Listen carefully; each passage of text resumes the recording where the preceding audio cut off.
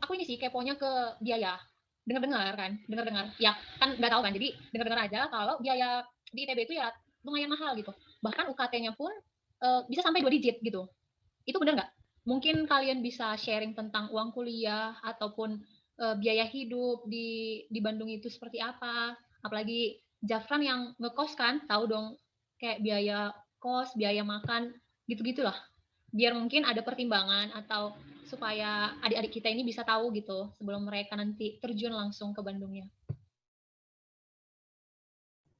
Mungkin dari aku dulu ya. Uh, Mungkin kalau dibilang mahal, nggak mahal. Tapi kalau dibilang murah, nggak murah juga. Jadi namanya Bandung itu kota besar kan. Jadi standar kota besar. Tapi kalau misal kita dengan kuliah di ITB, itu sendiri, UKT-nya itu sendiri sebenarnya kalau dibilang mahal, nggak dalam artian kalau mungkin kalau kampus lain kan dia UKT-nya itu tuh ketika masuk kuliah kita ada pengajuan UKT kan kayak misalnya ada syarat-syarat foto rumah mungkin atau listrik baru ditentukan UKT-nya. Nah di ITB itu UKT-nya itu kita udah ditentukan duluan. Jadi misal kalau nggak salah sekarang itu masih sama di luar fakultas atau sekolah bisnis dan manajemen itu maksimalnya itu 12.500.000. Tapi nanti ketika kita masuk itu setelah ditetapkan 12.500.000 kita banyak keringanan yang bisa kita dapatkan. Yang pertama dari ada namanya subsidi UKT. Nah, jadi di subsidi UKT itu mungkin sama kayak pengajuan UKT di universitas-universitas lain, tapi ITB udah menetapkan maksimal 12.500. Nanti kita mau subsidi, ada misalnya kayak syaratnya, ada juga foto rumah, ada rekening, ada gaji orang tua, nah itu tuh bisa turun. Jadi yang biasa tertulis 12 juta, aku mungkin 12.500.000 kalau nggak salah, itu tuh bukan UKT minimumnya. Jadi itu UKT maksimumnya. Nah, nanti kita ketika masuk disediakan yang namanya subsidi UKT. Nah, di situ bisa dilihat, bahkan kawan aku tuh ada yang cuma 2.500.000, ada yang turun sampai 5 juta. Nah, karena ITB sendiri merupakan perguruan tinggi, kalau biasanya orang bilang ITB itu institut terbaik bangsa. Nah, banyak banget beasiswa-beasiswa yang membantu. Jadi ada beasiswa itu banyak banget. Mungkin kalau dari kabupaten atau provinsi sendiri menyediakan beasiswa. Nah, beasiswa-beasiswa swasta juga banyak yang kerjasama dengan ITB. Jadi mungkin dibilang mahal, memang awalnya mahal, tapi dengan bantuan-bantuan yang ada, sebenarnya itu tuh terbantu, tertolong. Nah, kayak gitu. Nah gini nih, bentar, Ya, dikit ya. Tadi kan maksimumnya itu 12.500.000 nih. Minimumnya itu berapa? Minimumnya itu bisa nol. nol banyak banget yang udah nyentuh Ada angka yang nol. sampai bebas biaya kuliah gitu ya?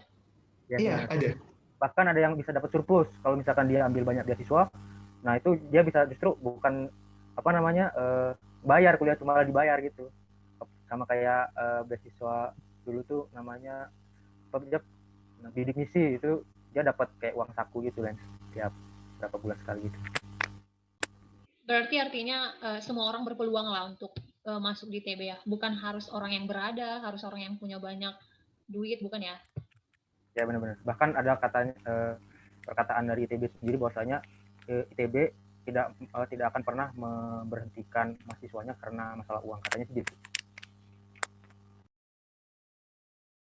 Nah, itu kan untuk uang kuliahnya. Kalau misalkan untuk itu uang praktek kah? Ada nggak sih? Atau praktikum gitu misalkan? Kalau yang udah saya alami sih ya, kalau untuk praktikum di TPB sendiri tahap persiapan bersama itu nggak butuh biaya sih. Paling kita beli jas lab, terus buku jurnal sama beberapa peralatan laboratorium sih. Itu juga masih bisa pinjam ke kakak tingkat kalau misalkan kita nggak punya uang banget gitu. Kalau di jurusan mungkin karena sekarang masih online kali ya, jadi belum ngerasain juga sih. Nah, aku ini menarik nih, yang tentang buku. Kalau di universitas kami kan, itu beberapa dosen itu ada yang harus buku asli, beberapa dosen juga ada yang bisa copy gitu. Nah, di TB sendiri bukunya itu harus buku asli kah? Mengingat kan buku asli ya lumayan lah harganya gitu kan.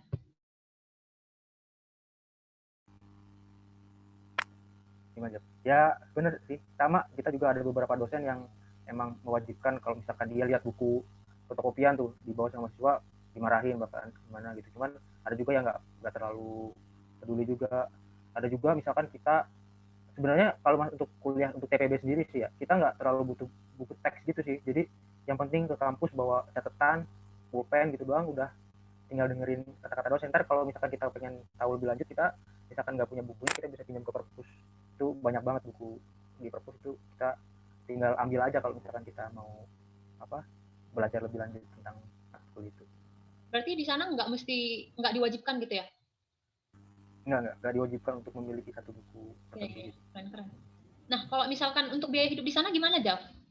Mungkin yang apalagi Jafran yang ngekos kan, kalau Fikri yang di rumah orang tua mungkin agak susah untuk menjelaskan gitu. Kalau mungkin biaya kehidupan sehari-hari, kalau mungkin dari biaya kosan lah dulu ya. Kosan itu, tempat tinggal itu banyak, sebenarnya tergantung juga kriterianya. Mau yang dekat kampus, mau yang di luar kampus, atau bahkan ada yang kamar mandinya di dalam, ada yang kamar mandinya di luar. Nah, karena banyak varian itu, mungkin kalau untuk rentangnya itu bahkan ada yang cuma 600 itu ada. Nah, kalau dibilang maksimal itu, mungkin sampai berjuta-juta pasti ada lah ya. Ada yang mungkin ngekos di apartemen segala macam, ada yang benar-benar mewah. Nah, untuk minimalnya itu nggak minimal ya, tapi aku pernah kayak tahu ada yang 600.000 per bulan juga. Jadi sebenarnya standar lah. Nggak, kalau kita mau nyari yang mahal pasti ada. Tapi kalau nyari yang murah pasti ada. Tapi aku pernah ketemu yang kalau dibilangkannya itu kayak 600.000 per bulan untuk kos. Nah, untuk makan sendiri, sebenarnya makan di ITB itu standar lah ya, tergantung apa yang kita makan. Ada, misalnya kalau makan sama ayam, kita ibarat ayam gitu, itu bisa dapat kayak 15.000 itu udah 15.000 lah, 15.000 itu udah termasuk mewah gitu. Ya 10.000 ada. Jadi kalau dibilang biaya mahal, makannya mahal, sebenarnya mungkin kalau dibandingkan sama Jawa-Jawa yang lain, yang di Pulau Jawa yang lain, mungkin itu agak mahal. Tapi kalau misalnya standar kota, aku mikirnya itu standar lah untuk makan sekali makan sekitar 10.000-an gitu.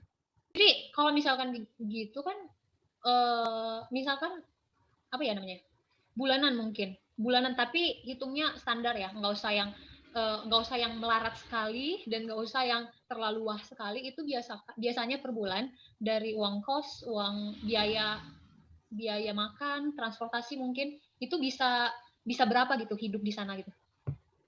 Kalau aku sendiri mungkin kita ambil misalnya biaya kos 700 sebulan, dengan biaya makan mungkin kalau standarnya itu bisa 10.000 sampai 15.000 sekali makan. Jadi anggap 40 lah, 40 per hari. Jadi 40 kali 30 tambah 700.000.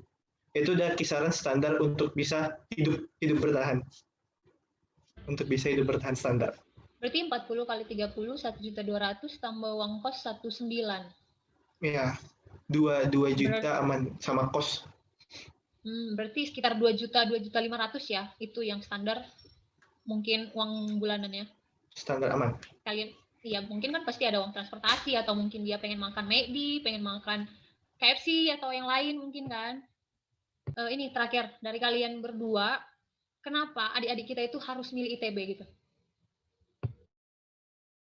Dan mungkin setelah kalian kasih alasan kenapa harus mereka memilih ITB sebagai kampus mereka, mungkin kalian bisa kasih beberapa motivasi untuk mereka lebih berjuang, bersemangat lagi untuk menggapai ke situ. Itu sih. Dari Jafran nih, duluan. Kalau aku panjang, nggak mau pikirin dulu aja. Lu dulu Jap. Oh, kalau aku ini aku nggak, aku menaikkan derajat ITB sedikit lebih naik. Kalau misalnya kita lihat dari alumni, nah, alumni ITB udah banyak yang melebihi daripada menjadi orang ketika lulusnya. Nah, jadi banyak banget alumni ITB yang mungkin lebih banyak yang kita kenal, kayak ada Insinyur Soekarno, ada juga Habibie. Nah, jadi banyak dari pertama mungkin kita bisa bilang alumni.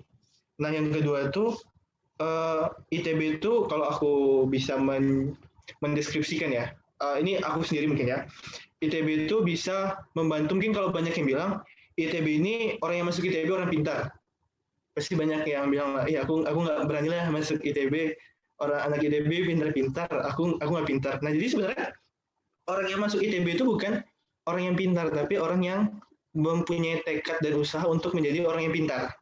Nah, ada juga yang bilang kalau masuk ITB ini mungkin ada yang bilang aku ada baca instant success, jadi masuk ITB pasti pasti sukses lah. Itu juga mungkin sebuah motivasi untuk memasuki ITB, tapi sebenarnya itu nggak sebetulnya benar, nggak 100% benar. Jadi sebenarnya ITB itu bukan istilah sukses, atau jangan yakin dengan kita lulus ITB kita masuk ITB kita pasti sukses. Jadi jadikan ITB ini sebagai suatu jembatan teman-teman untuk nyebrang ke seberang jalan. Kalau ibaratnya seberang jalan itu adalah sebuah tujuan, nah ITB ini sebagai sebuah jembatan, yakinlah bahwa ITB ini terdiri dari, aduh bentar nih, ada suara pesawat. Nah, jadi kalau ibarat sebuah jembatan untuk menyeberang mencapai suatu tujuan, percayalah bahwa ITB ini jembatan yang terdiri dari beton-beton dan besi-besi yang kuat. Nah, aku nggak bilang univ lain itu jembatannya nggak besi, nggak bilang perguruan tinggi lainnya itu jembatannya seperti apa. Pasti setiap universitas itu mempunyai ciri khas jembatannya masing-masing untuk mendukung teman-teman mencapai tujuan teman-teman. Nah, kalau misal teman-teman banyak juga yang bilang, Kak, universitas lain itu juga bagus kok. Nah, mungkin bisa aku simpulkan juga bahwa universitas yang bagus itu juga merupakan sebuah jembatan yang kuat dan kokoh. Tapi ingat, jembatan ITB itu semennya lebih banyak. Jadi gitu.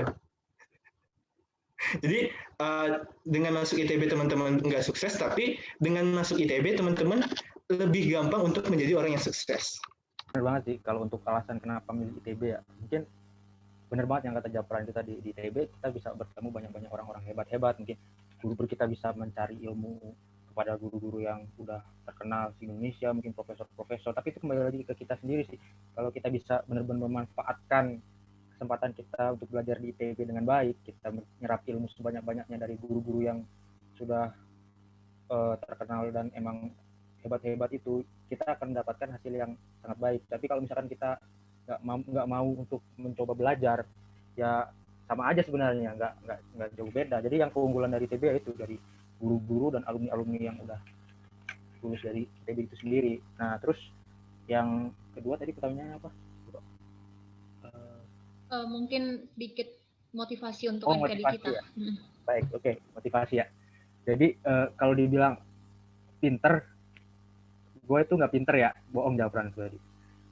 Jadi jadi cerita dikit, gue tuh waktu SMP barbar gitulah, nggak pernah nugas, nggak pernah, mungkin sering bolos ke kelasnya, bahkan sudah terancam nggak naik kelas gitu. Cuman ada satu yang gue punya tuh, gue punya cita-cita masuk ITB, kan aneh banget gitu, anak nggak pernah masuk, nggak pernah itu bolos, tapi malah pengen masuk ITB.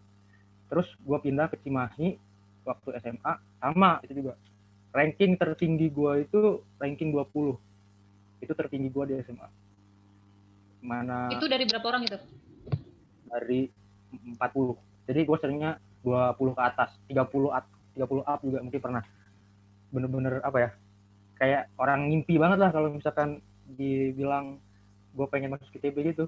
Jadi kayak sebenarnya itu kayak nggak memungkinkan gitu. Cuman ya itu, yang penting ada niat, ada tekad, ya kita bisa gitu ya. Meskipun akhirnya gue di tahun awal-awal mendaftar di ITB itu ya ditolak gitu. SNM ditolak, SBM ditolak, gue coba daftar ke berbagai universitas kayak IPB, UGM, dan lain-lain juga nggak diterima gitu.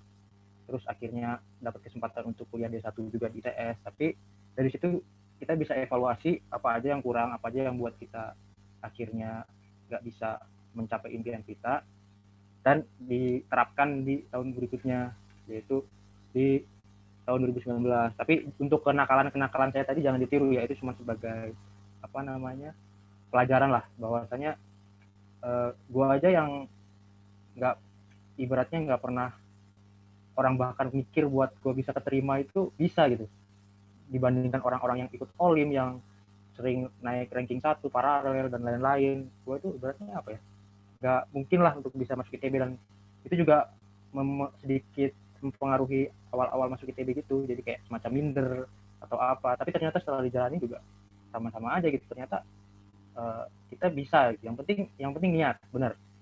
Jadi nggak harus pintar, nggak harus cemerlang waktu SMA, yang penting kita punya niat, punya tekad, kita bisa gitu. Soalnya banyak yang orang-orang yang sebenarnya bisa masuk ITB, tapi secara mental dia sudah kalah di awal, jadi akhirnya nggak keterima. Itu kebanyakan karena gitu. Jadi secara mental dia udah nggak berani tuh masuk ITB, wah ITB mah susah banget buat dimasukin, itu buat orang-orang jenius doang. Nah itu akhirnya orang-orang mungkin sebenarnya dia bisa gitu, cuma karena udah terbawa dengan mindset seperti itu, jadi akhirnya ya udah terseleksi sebelum bertanding gitu. Itu sih paling. Berarti artinya selain akademis yang harus kita asah, kita juga harus mempersiapkan mental kita untuk berani bersaing gitu ya? Nah, ya benar. Yang penting itu mental. Yang penting mental dan niat yang tinggi. Karena sepinter-pinter apapun kita, ya percuma kalau kita nggak punya mental dan niat yang tinggi. Gitu. Terus jangan lupa untuk selalu berdoa. Gitu sih. Oke deh. Mungkin cukup segitu aja mungkin yang mau kita bahas kali ini. Mungkin next time kita bisa collab lagi mungkin ya. Kalau kalian ada waktu, mungkin ngebahas tentang fakultas kalian atau jurusan kalian untuk lebih dikenal sama adik-adik kita supaya mungkin pada nantinya mereka nggak salah memilih gitu. Terakhir aku mau ngucapin terima kasih buat kalian udah mau sharing tentang pengalaman-pengalaman kalian selama di ITB tentang ya apapun itu yang berkaitan dengan kampus ITB. Aku ngucapin makasih banyak buat kalian. Semoga melalui video ini mungkin bisa tersampaikan pesan-pesan ataupun hal-hal yang ingin diketahui dari adik-adik di bawah kita yang mungkin pengen masuk ke ITB. Nah, buat teman-teman nih yang pengen masuk ke ITB, yang paling pertama yang aku tangkap nih ya, yang paling pertama yang harus dimiliki itu adalah mental bersaing. Setelah kita memiliki mental bersaing, baru tuh kita butuh untuk mempersiapkan akademis ataupun hal-hal lainnya dan biaya mungkin itu bisa hal terakhir ya karena di sana banyak seperti beasiswa-beasiswa yang mungkin tadi udah dijelaskan teman kita ada Jafran dan Fikri. Oke, sekian dulu video kali ini, semoga bermanfaat. Kalau kalian rasa video ini bermanfaat, di-share buat teman-temannya, apalagi teman-temannya yang pengen banget masuk ke ITB, dan jangan lupa untuk di-like, comment, and subscribe. Bye! Dadah. Say dadah ke kamera dong. Dah. Terima kasih.